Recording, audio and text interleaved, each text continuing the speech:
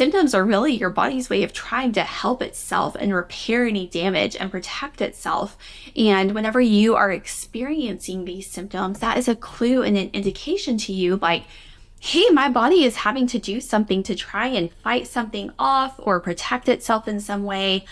It's your body's way of telling you that something's off and that some action needs to be taken and care needs to be given. Hey everyone, welcome to the Nourished and Thriving Show. I'm your host, Katie Lovett. I'm a registered dietitian on a mission to help you increase your impact and legacy on the world while healing your gut and reducing your IBS symptoms. I'm so grateful to have you here. Each week, I'll inspire you to live vibrantly and provide valuable resources and information that empowers you to take bold action towards your health goals. Before we dive in, make sure you follow or subscribe to my show wherever you're listening so you never miss an episode. Ready? Let's go! Welcome back, guys. You hear me say all the time how important it is to have a healthy gut and a healthy microbiome. Hey guys, welcome back. You hear me talk every week here and on Instagram and in my emails about how important it is to have a good microbiome, good gut health, that a healthy gut, a healthy microbiome is foundational to overall good health. And you know that, yes, I 100% care about how you feel today, but I also really care about how you feel 30 years from now. And I honestly think that's more important than how you feel today, because what you're doing today and the actions that you're taking today are actually setting you up for how you're going to feel and how you're going to be in your future. I want you to have a high quality of life in your second half of life, just like you have hopefully in your first. The second half of your life being healthy and independent and all of that is just something that honestly most Americans don't have, especially as they get older into the second half of their lives, the last 25% of their lives. Most Americans are just really not their best selves at that point in their lives, and it's so important, and it doesn't have to be that way. If you've seen like the Netflix documentary about the blue zones or studied the blue zones, you see people living to 100 and beyond and still being an active part of their community, their family, living independently, gardening, all of that. And that's possible for us too. And more than just you and your health, I really want our future generations to also have a high quality of life. Trauma, stress, our microbiomes, all of that can be inherited and passed down to future generations, just the same as lifestyles and food knowledge and choices. Both physically, those things can be passed down to future generations, and also just subconsciously through our environment, how our kids' brains are developing based on our actions, behaviors, perspectives on the world, as well as actual literal teaching how to cook and how to meal plan and how to care for our bodies. All of those things impact the future generation. And we have the opportunity to make a huge impact here. Yes, today on your life, like we've talked about with reducing those gut symptoms and helping you feel better, but also in your future life and also on the lives of future generations. So today I just wanted to go through what are the actual benefits of having a healthy microbiome. Of course, yes, like having fewer actual gut symptoms such as bloating, reflux, constipation, diarrhea, all of that. That's of course important. But a lot of the time as women especially, we just power through and downplay those symptoms until our health all of a sudden comes to a screeching halt and we're forced to deal with the issue because we have no other choice at that point. So yes, while the symptoms and getting rid of them can be very motivating for some, sometimes it still isn't enough motivation for us to prioritize our health the way that we truly need to if we're not in that position where we're just forced to do something about it and take action. Does that make sense? So there's a really cool study that is going to be really the center of our conversation today. It came out in 2021, so a couple years old now, actually, in Nature Metabolism. I'm going to send the link to the study. I'm going to put it in the show notes. So go take a look at that if you want to geek out on all the science. But it looked at the gut microbiome and multiple other health and survival outcomes data for 9,000 individuals. So that's a pretty legit sample size. Like, it's not like it's a 20-person study or anything like that. 9,000 individuals. They're looking at the microbiomes of these people and other health markers, survival outcomes, all of that we're going to go to here in a minute. So I'm going to just basically read a summary from NIH because I felt like they did a really great job of summing it up. NIH is the National Institutes of Health. So it says the healthier participants' blood tests, and by that they're saying the people who have more unique and diverse microbiomes, showed lower levels of LDL cholesterol, which is the harmful type of cholesterol, and higher levels of vitamin D, which vitamin D is the sunshine vitamin. We know it helps with immunity, bone health, a lot of that stuff. And most people actually are low in vitamin D. And it also is associated with higher morbidity. So it had lower bad cholesterol, higher good vitamin D, as well as more helpful blood metabolites produced by these gut microbes. So I think a lot of the time think of our good tummy bugs as we don't really know what they do, right? It's like, oh yeah, they're there and I need them to be good, but like, what else? Well, they help break down fiber and that's their fuel, but they also are making vitamins for us. And one of these metabolites or byproducts of the gut microbes is called tryptophan-derived indole, which has been shown to help reduce inflammation and extend lifespan in mouse studies. If you've studied aging for very long, you know that inflammation is a huge driver of chronic disease and aging. So cancer, autoimmunity, all of that is really driven by inflammation. People whose gut microbiomes had grown more unique with age, so more diversity in their microbiome as they get older, were also able to walk faster and had better overall mobility than their peers who showed less GI microbe changes with age. Plus, those with less diverse gut environments used more medications, and listen to this, were nearly twice as likely to die during the study period. Holy cow. So there's not a direct relationship or observation between microbiome and lifespan or health span. But goodness sakes, 9,000 people with less diverse gut environments were on more medications and were nearly twice as likely to die during the study period. That's pretty groundbreaking, right? Like, who else is on a running board to go figure out how to diversify their gut microbiome? Hopefully everyone listening, this is really, really big. Because I don't know of a single person that is like, yes, I want to be on more medications as I get older. That's nobody's goal, right? Everyone wants to avoid medications as much as possible.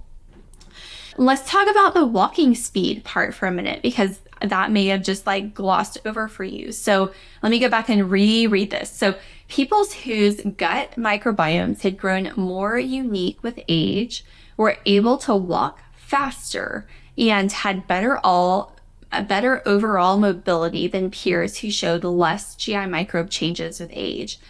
So loss of mobility is such an issue whenever people get older. If you've ever watched a grandparent or a parent or a loved one age, you see that, whenever they start losing that mobility, things get pretty serious. It's pretty tough, It decreases their independence, increases their need of help, increases chances of going into assisted living or nursing homes, which, according to the National Center for Assisted Living, NCAL, of those currently residing in an assisted living community, 34% of them will move to a skilled nursing facility due to deteriorating health. So they're needing more care.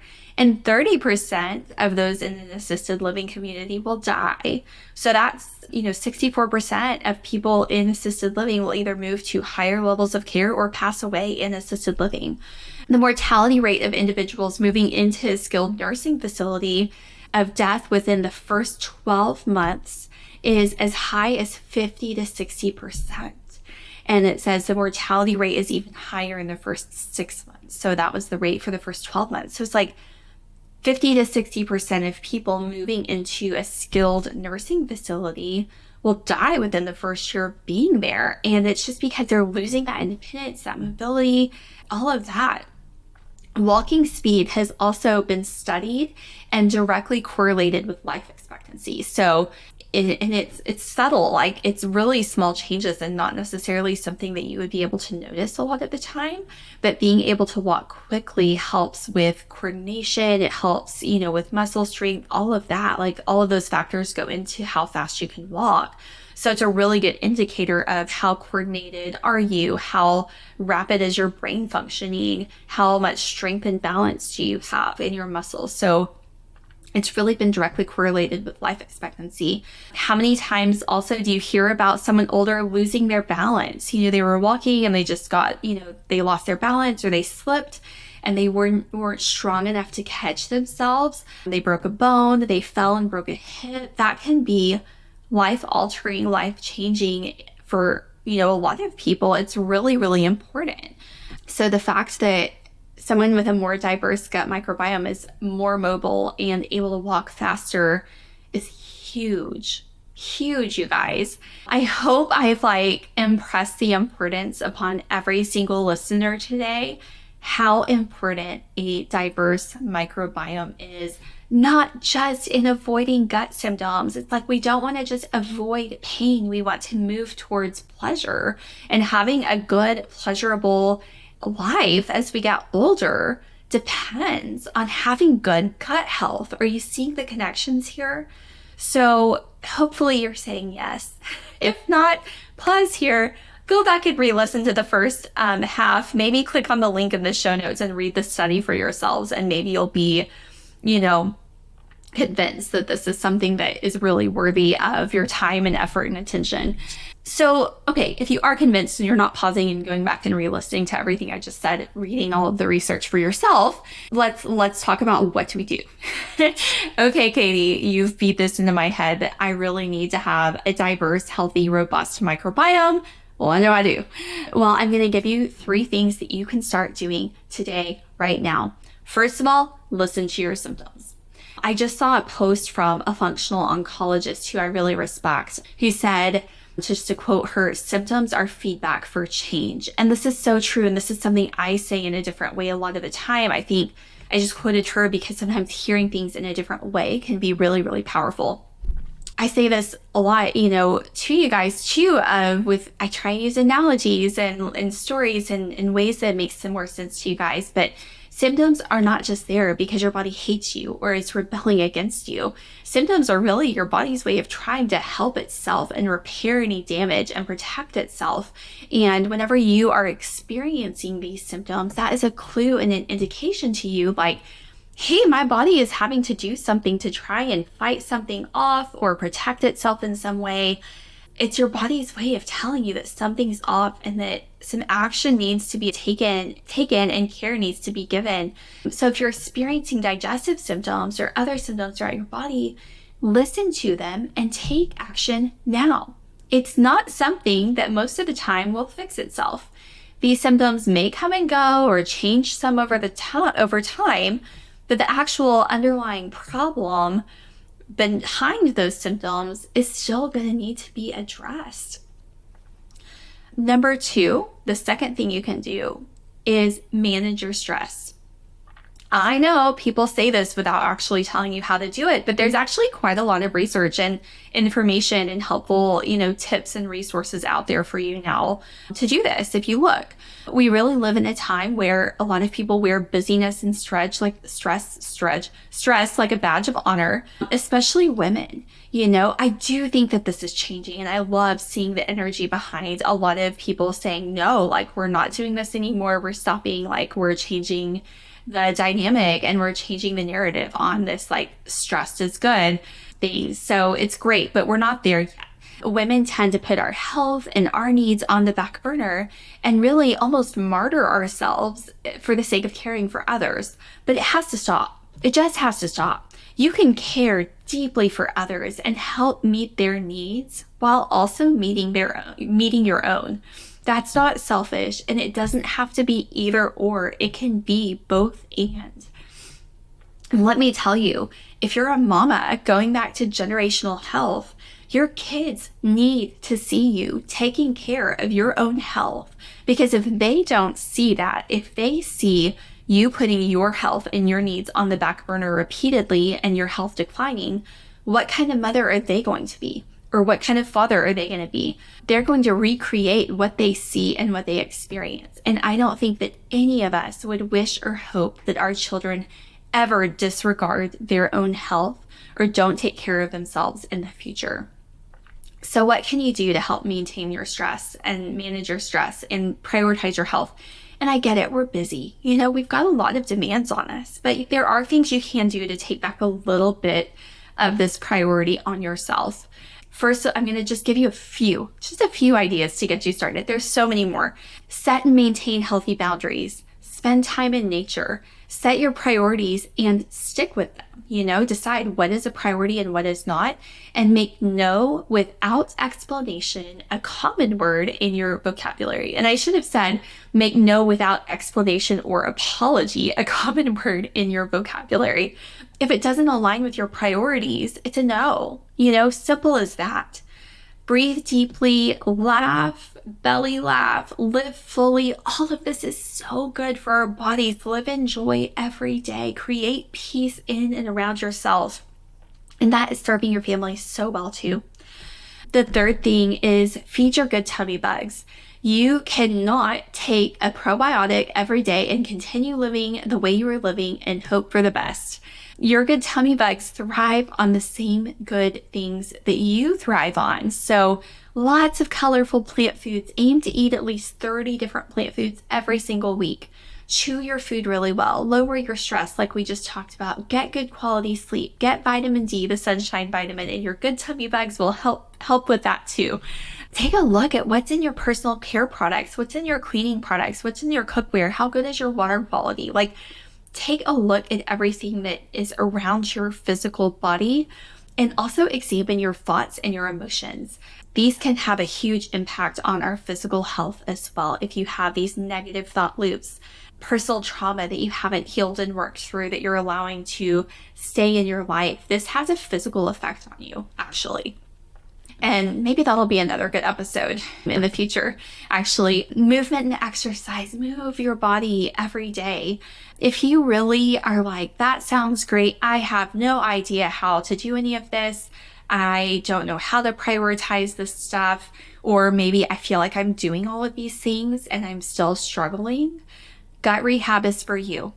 It is so much more than just focused on reducing your gut symptoms, because as you can see today, it's all intertwined together. Gut rehab is really, yes, it is focused on getting you feeling better soon, reducing your gut symptoms. That's why most people hire me. But it's also really focused on setting your body up to live as brightly and vibrantly as possible. If that's something you're interested in, there's a link in the show notes to go book a free call with me. Get set up on my calendar. I can hear more about what's going on with you. I can share more about how I work, my approach, all of that if we're a great fit. So go click that link, send me a message on Instagram if you have any questions or need more information.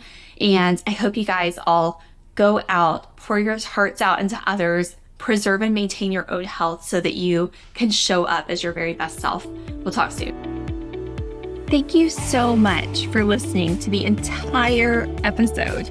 I hope you are feeling inspired and empowered to take bold action towards your health goals. If you enjoy what you heard, don't forget to follow my show so you never miss a new episode.